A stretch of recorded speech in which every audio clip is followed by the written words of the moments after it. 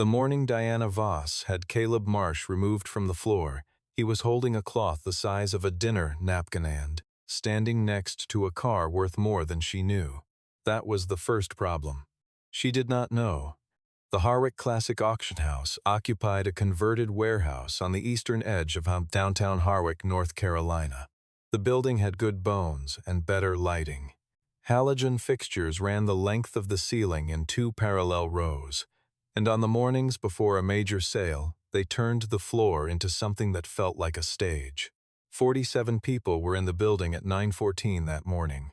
Collectors in dark wool, 2 journalists with lanyards, a row of VIP chairs arranged at the near end of the floor with water glasses already placed on the armrests. And at the far end, under the full weight of the halogen lights, a 1965 Shelby GT350 sitting on a low platform with a placard beside it that read, in clean black font, 1965 Shelby GT350, provenance unverified. Caleb stood beside the car with a cloth in his hand. He was not polishing the car. He was not supposed to touch the cars. He had been lightly buffing a watermark on the platform. Edwin Diana Voss came through the main doors. She came in the way people come through doors when the building is theirs, without pausing, without looking at the door, looking already at the room and what it needed to become. She was 44. She had taken over Voss Collector Group 6 weeks ago, after her father sold his majority stake and retired to coastal Georgia, and she had spent those 6 weeks moving through the company with the specific efficiency of someone who has inherited something large and intends to make it clear, immediately, that they know what to do with it. She crossed the floor toward the preview area. She did not slow down when she saw Caleb near the Shelby. Mason slight-laved and made a small gesture in the direction of the nearest security officer. One finger, one direction. The gesture of someone accustomed to having gestures understood. The officer understood. He walked to Caleb and said, quietly, that floor staff weren't permitted in the preview area during press setup. Diana did not stop moving when she said it, but she said it loudly enough for the nearest 8 people to hear. Floor staff don't touch the cars before a sale. That's not a complicated rule. Caleb set the cloth down on the platform edge. He did not look at Diana. He did not look at Carter Hale, who was standing 12 feet away near the water table, with his hands in his jacket pockets, watching the floor with the careful attention of someone monitoring a situation they had partially caused. Caleb looked at the car, one last look, not long. The kind of look that confirms something, rather than discovers it. Then he turned and found Wren. She was sitting on a folding chair near the side entrance, 7 years old. Denim jacket with 2 large front pockets, legs swinging above the floor because the chair was too tall for her. She had been watching, not the car, her father's face. He held out his hand. She took it and slid off the chair. They walked toward the side exit together. At the door, Wren turned back and looked at the Shelby the way she looked at problems that interested her, with the full, unhurried attention of someone deciding something. She said it quietly, just loud enough for Caleb. She doesn't know what that car is, does she? Not a question, a conclusion. Caleb pushed the door open. No, he said, she doesn't. She did not. Nobody in that room did, except the man she had just walked out the door.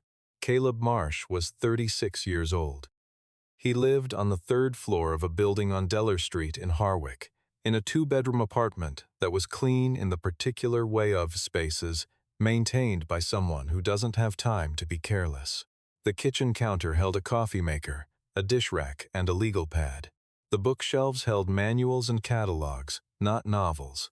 The walls held nothing decorative except one item in the kitchen, a photocopy, taped at the corners, of a vehicle identification number written in someone else's handwriting.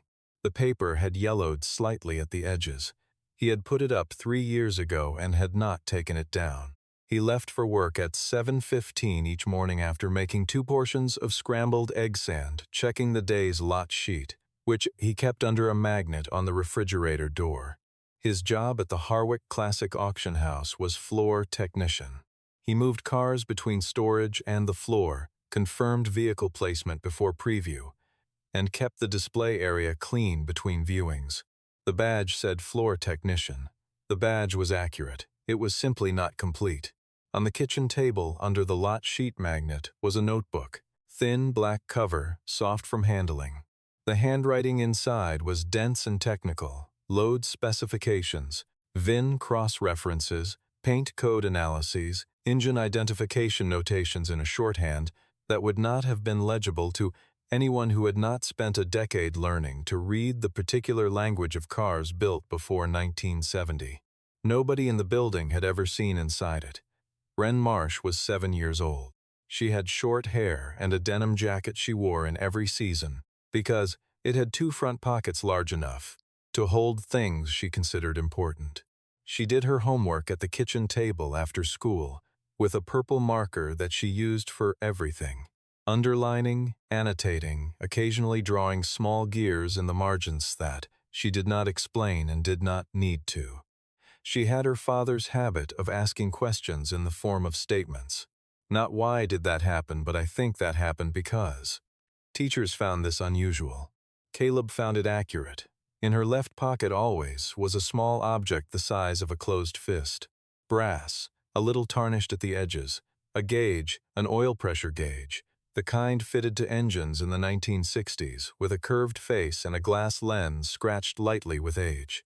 The needle was fixed at 0. It had not moved in decades. The gauge had belonged to Ellis Marsh, Caleb's grandfather. Ellis had bought a 1965 Shelby GT350 new off the lot in Charlottetown the spring of that year, when he was 29 years old and newly employed, and had decided, with the particular conviction of a young man who has just received his first real paycheck, that this was the car. He drove it for 23 years. In 1988, when the family needed money more than they needed the car, he sold it. Before he handed over the keys, he removed the oil pressure gauge from the dashboard. It was a small thing. It was not worth money. He kept it in a wooden box on his workbench until he died. And he never explained why, because some things do not require explanation to the people who understand them. Caleb received the gauge with Ellis's other effects in 2019. He kept it for 2 years. Then, without explanation, he gave it to Wren. She was 5. She took it, looked at it carefully, put it in her left pocket, and went back to what she was doing. She had carried it every day since. She had not asked where it came from. Caleb had not told her. There are things that get passed down without ceremony. This was one of them. Before I tell you what Caleb found inside that car, tell me where you are listening from today and whether someone in your life has ever been dismissed if, before anyone stopped long enough to look at what they actually carry. Drop it in the comments. Stay with me until the end. The Harwick Auction House had been independently owned for 31 years before Voss Collector Group acquired it. The previous owner, a man named Gerald Fitch, had run it with the specific stubbornness of someone who believed that knowing what you were selling was more important than knowing how to sell it. Under Gerald, the authentication process was slow and thorough. Under Gerald, provenance documentation was not optional. Gerald retired to Asheville in March. By April, the letterhead had changed. Voss Collector Group was not a bad company. It was a company in transition, which is a condition that produces a particular kind of institutional blindness. The kind that comes from moving too quickly through rooms that have not yet been fully understood. Diana Voss had not built the company. She had inherited the infrastructure, the client list, and the reputation. And she was working to make all 3 her own in the 6-week window before the year's largest sale. She was competent. She was decisive. She looked at the floor and saw what it could become, before she had fully understood what it already was. In a meeting 2 weeks before the sale, she had said to her operations team, "I don't need the history. I need the room to run cleanly." It was not a wrong thing to say. It was said too early. Carter Hale had been COO under Gerald Fitch for 7 years. He was 51, broad through the shoulders, and had the particular talent of people who survive institutional transitions, the ability to make themselves useful to new leadership without revealing the full scope of what they knew. What Carter knew, among other things, was the name Caleb Marsh. He had encountered the name in 2020 in a peer-reviewed document circulated through the Christie's London network, a formal authentication report for a 1964 Cobra Roadster that had sold at private auction for $1.4 million. The authentication had been conducted by Caleb Marsh, then principal restoration engineer at Hollowell East in Charlotte. The report was 42 pages. Carter had read it once, recognized its quality, and filed the name in the part of his memory reserved for information that might be useful later. When Caleb applied for the floor technician position 3 years ago, his application listed general automotive experience. No Hollowell, no Christie's, no Smithsonian. Carter had processed the application. He had recognized the name. He had approved the hire without comment and had not mentioned it to Gerald Fitch, and had not mentioned it to Diana Voss 6 weeks ago, and the transition brought him a natural opportunity to do so. He had not mentioned it because Caleb Marsh, properly identified, would have been moved immediately into a technical advisory role that currently existed only in Carter's job description. Some silences are not absences, they are decisions. Caleb had left Hollowell East in February of 2021. He had been principal restoration engineer for 5 years, overseeing a team of 11, managing authentication contracts with Christie's London, and leading 3 Smithsonian restoration projects simultaneously in the 18 months before he left. He was good at the work. He was not good at being away from Wren. Rachel had died on a Tuesday night in January. I-85 northbound, outside Concord, black ice, a collision that the Highway Patrol report described in language designed to communicate facts, without communicating what the facts meant to the man who read them at 2 in the morning in a hospital waiting room in Cabarrus County. He worked for 11 months after that. He drove 2 hours each way. He came home after dark. Wren was 4 years old and needed a father who was present in the specific way. That presence is required when a child is 4 years old and one parent is not coming back. He gave Hollowell East 4 weeks' notice in December. He did not explain his reasons to anyone who did not already understand them. He found the floor technician position at Harwick in March and took it because it was honest work that would let him leave at 5:15 and be home before 6. He had not used his full name on the application, not from shame, from preference. He had made a choice about what his life would hold, and the choice did not require an audience. His capability did not leave with his title. It simply became private.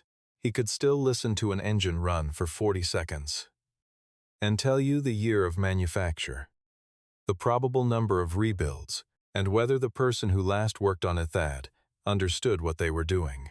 He simply did not tell people that anymore.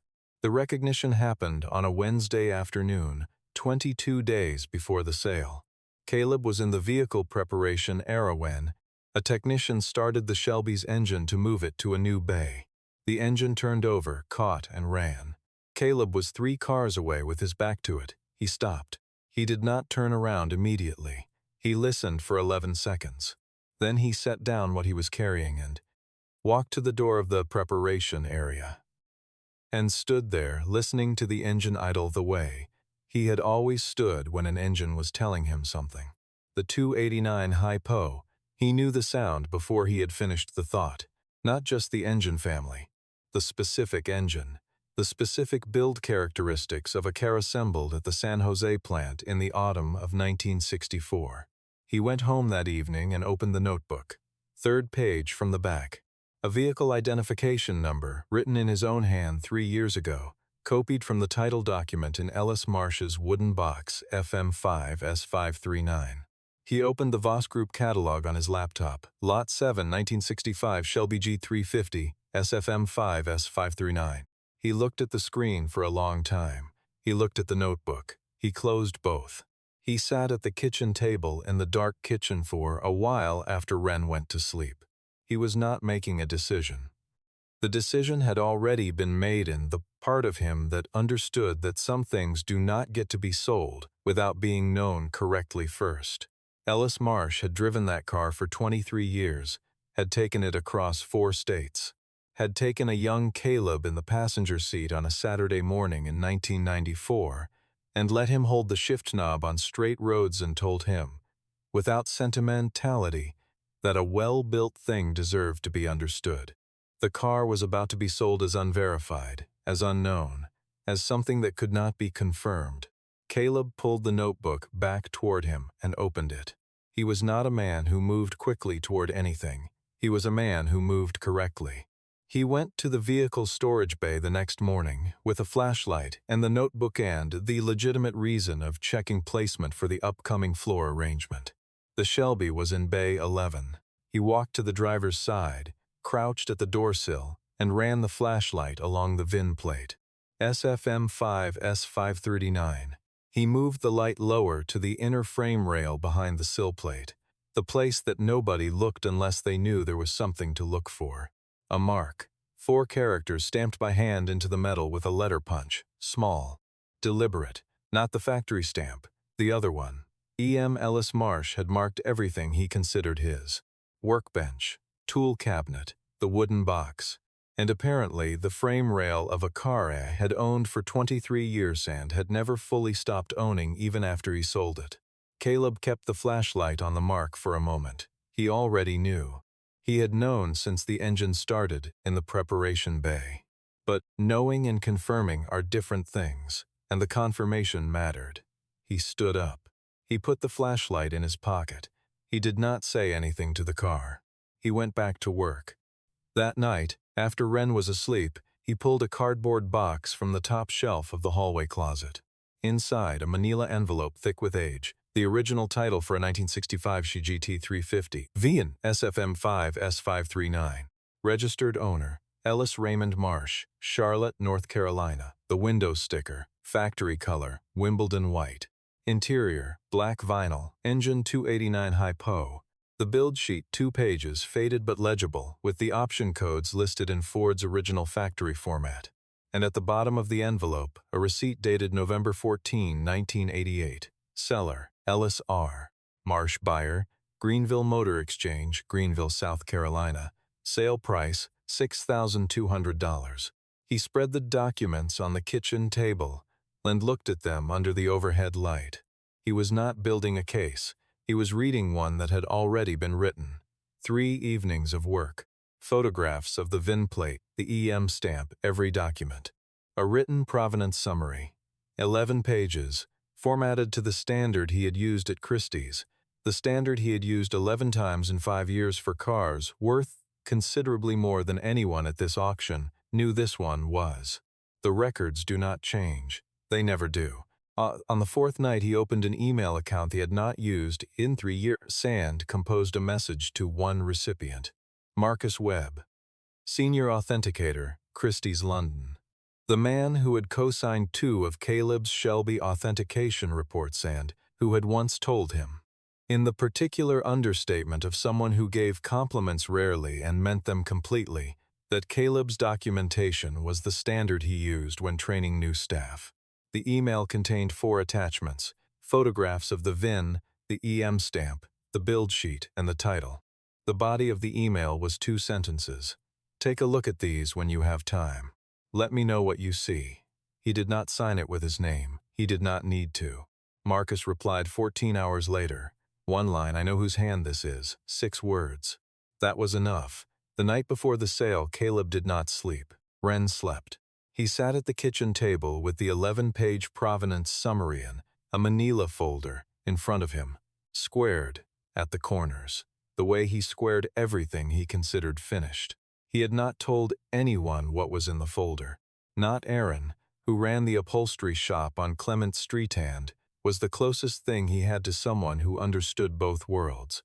Not the auction house staff, not Diana Voss, not Carter Hale, who had known for 3 years exactly what Caleb Wosand had chosen repeatedly, to let the floor know nothing about it. Caleb did not have a plan for the morning. He had something more reliable than a plan. He had the facts, and he had learned over 10 years of authentication work that facts do not require strategy. They require only the correct moment and the correct witness. He looked at the photocopy on the kitchen wall, the VIN in Ellis's handwriting, slightly crooked, slightly faded. The handwriting of a man who had written it down once, because it was the number of something he was not ready to forget. Caleb drank his coffee. He looked at the folder. He looked at the wall. That was enough. The morning of the sale arrived clear and cold, the particular cold of a North Carolina October that has not yet decided to commit to winter, but has made its intentions known. Diana Voss arrived at the auction house at 8:45. She had arranged a press preview for 9 o'clock. 3 journalists from regional automotive publication and 2 prospective buyers who had requested a private walkthrough before the floor opened to the general admission crowd.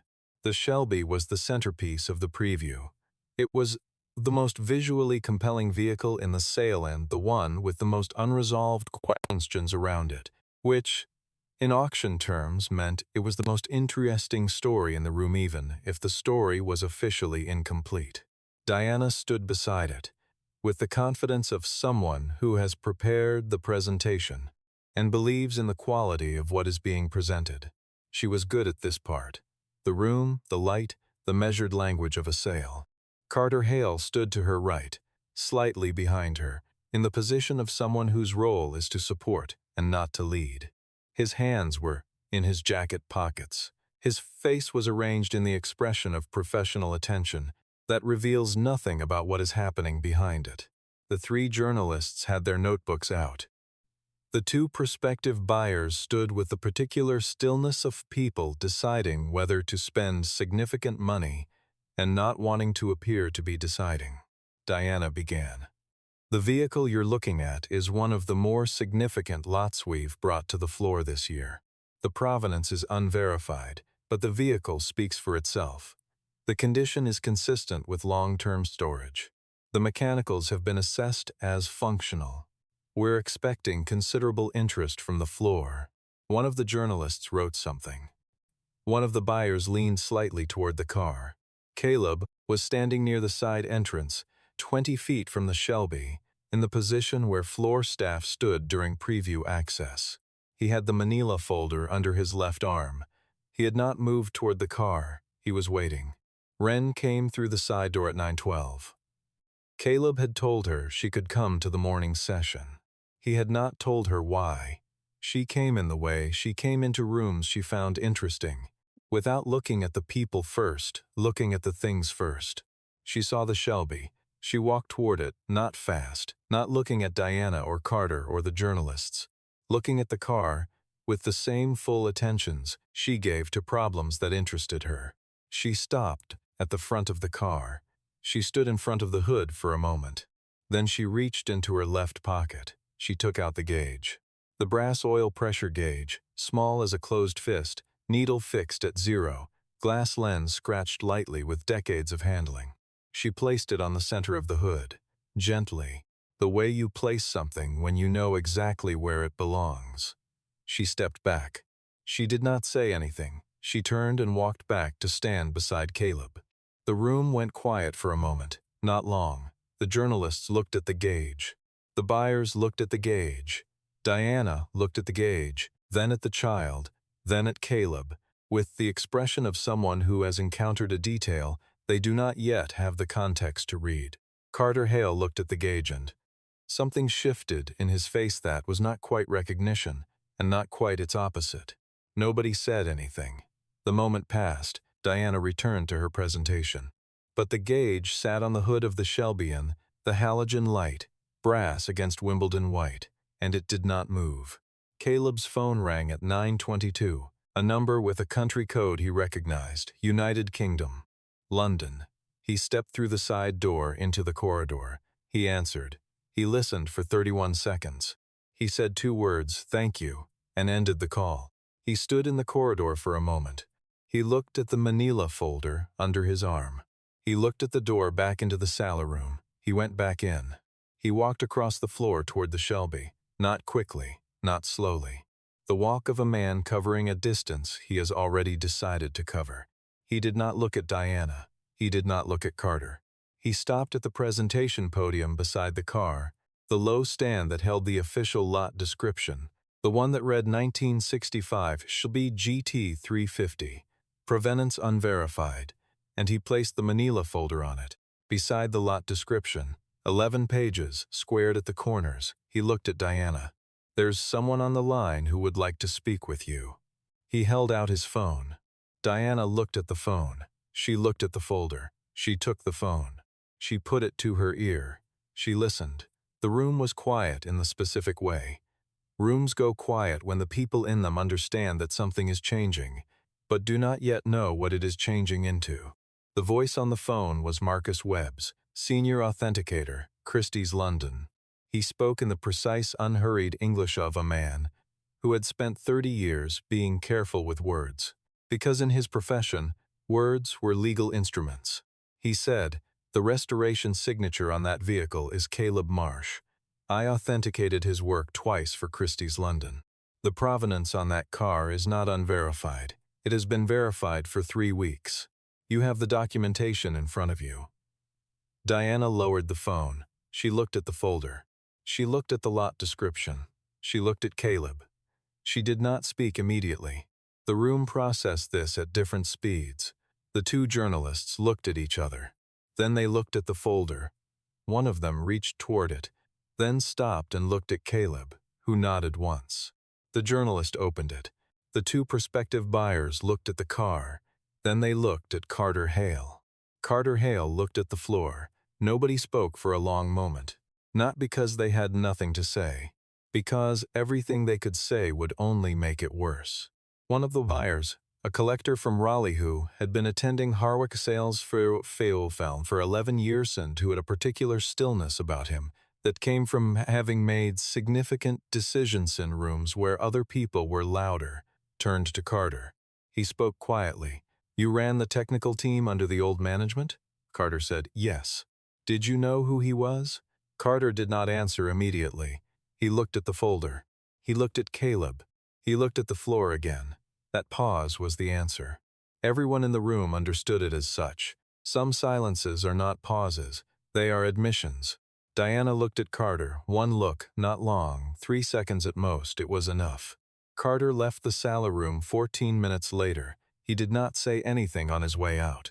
He did not shake anyone's hand. The door closed behind him with the ordinary sound of a door closing, which was the most undramatic possible ending for something that had been building for 3 years. Nobody stopped him. Nobody needed to. Later that afternoon, Diana received an email from the representative of a private collector based in Monaco. One of Voss Group's 3 largest clients, the kind of client whose continued business was mentioned in quarterly projections as a structural assumption, rather than a variable. The email was 4 sentences. It said that given recent concerns regarding the vetting process for provenance documentation at Harwick, the collector was withdrawing from 2 pending acquisition discussions and would reassess his relationship with the company at an unspecified future point. Diana read it twice. She did not forward it to her assistant. She did not call anyone. She set her phone face down on her desk and sat with that for a while. She had moved too quickly through rooms she had not fully understood. That was the accurate description of what had happened. She knew it. After the room had settled, after the journalists had photographed the documentation, after the buyers had asked their questions, after the lot had been officially reclassified with a provenance status that reflected what the 11 pages contained. Wren walked back to the front of the Shelby. She stood at the hood. She looked at the gauge where she had placed it. She picked it up, held it in both hands for a moment, turned it over once, looked at the car. Then she looked at Caleb, who had come to stand beside her. "Is it ours now?" He looked at her. He looked at the car, at the Wimbledon White panels under the halogen light, at the shape of a fastback roofline that Ellis Marsh had driven across 4 states for 23 years. It was always ours. Wren considered this. She turned the gauge over one more time in her hands, put it back in her left pocket, looked at the car for another moment with the full, unhurried attention she gave to things she had decided about. That was all. Diana found Caleb near the building's side exit at 11:40 after the journalists had gone in. The floor was being prepared for the afternoon session. She came alone. No assistant, no communications team. She stood in front of him with the directness of someone who has decided that the shortest path between 2 points is the only path worth taking. I made a judgment the morning I had you removed. It was wrong. I'm telling you that directly. Caleb looked at her. I understand. He did not add anything. He did not compress the distance faster than it warranted compressing. He did not perform magnanimity. He simply received what she had said and confirmed that it had been received. Diana nodded once. Narrator, it was not forgiveness. It was not the closing of a distance. It was two people standing in the accurate position relative to what had actually happened. That was sufficient. 6 weeks after the sale, Caleb moved his notebook to a different table. The table was on the second floor of the Voss Group building on Harwick's north side. A corner office, small, with a window that looked out over the parking structure and, beyond it, a narrow strip of sky above the roofline. The previous occupant had been Carter Hale. The office was smaller than Carter's had been. Caleb had not requested a larger one. Diana had come to him 10 days after the sale. She had laid out what she was building. A heritage division within Voss Group, restoration and authentication. The infrastructure and the client base already in place. The expertise not yet assembled. She said, I think I found it. I'd like to discuss it on your terms. Caleb had listened. Then he had said what his terms were. Harwick. Home before 6. Wren's school schedule did not move. Diana had not negotiated any of it, she said. Agreed. That was the conversation. The office had a desk, a chair, 2 filing cabinets, and a window that let in the kind of flat northern light that was useful for reading documents and unkind to nothing. On the desk, the thin notebook open to a fresh page, a coffee still warm, and in the corner nearest the window, placed with its glass face turned toward the light, the gauge. It sat there the way objects sit when they have arrived at the correct place after a long time in transit. The needle still at 0. The brass still slightly tarnished at the edges. The light coming through the window finding the curved glass face and doing what light does with old brass, warming it, not brightening it. Caleb looked at it sometimes when he was thinking. He did not think about what it meant. He did not need to. He came home at 5:50 that first evening. The apartment on Deller Street was the same apartment. The coffee maker in the same position. The lot sheet still under the magnet on the refrigerator door, though the lots on it now were different in kind. Authentication requests, restoration assessments, the language of work that used his full name. Wren was at the kitchen table, purple marker, a sheet of paper covered in shapes and notations that occupied the particular territory between homework and something she had decided to work out for herself. Caleb sat down beside her. He looked at the page without asking what it was. He understood the language of it. The same instinct for how things fit together, expressed in a 7-year-old's hand in a vocabulary she was building from the ground up. He took his pen from his pocket. He looked at the page for a moment. Then he added a notation in the lower left corner, a small bracketed number, the kind he used in the notebook to cross-reference load specifications. Wren looked at it. She looked at the page. She added a shape beside it, her own notation, her own system, connecting his mark to 3 others, on the page with a line that was more confident than tentative. They did not speak for 15 minutes. Side by side at the kitchen table, working in the same direction, in a language that did not need to be named to be understood by both of them. This was how they had always worked best, not explaining, not performing, just present, and moving in the same direction, and trusting the other person to keep up. Wren looked up eventually. She looked at what they had made together on the page. She said, with the complete seriousness of someone delivering a finding, "It's better now." Caleb looked at the page. "Yes," he said, "it is." The Shelby was not sold that day. Diana had pulled it from the afternoon session after the provenance reclassification, on the grounds that a vehicle of its now documented significance warranted a dedicated sale rather than a general floor lot. It was the correct call. She made it without being asked. 3 weeks after the morning in the sala room, Caleb bought it. Not at auction. Diana had made him an offer after she had read the full 11-page provenance summary and had understood it in the specific way that a CEO understands something when it has direct implications for what her company had almost done. Exactly what the car was and what it was worth and what it would have sold for without the documentation. The price was fair. It was not the floor price of a car with unverified provenance. It was not the ceiling price of a correctly documented GT350. It was the price of a transaction between two people who had moved past the morning of the sale and were now standing in the accurate position relative to each other and relative to the car. Caleb drove it to a rented garage on Clement Street. The garage was not his shop. He was not a restorer by trade anymore. He was an authenticator, an assessor, a man who understood what things were and made sure the record reflected that correctly. But the Shelby was not a professional project. It was something else, and he was in no hurry. He parked it inside. He turned off the engine. He sat in the driver's seat for a moment in the silence after the engine stopped. The good kind of silence, the kind that follows something running correctly, and he looked at the dashboard. The gauge bracket, where Ellis's gauge had lived for 23 years, was empty. A small rectangular space, the mounting holes still clean, the surrounding panel unmarked.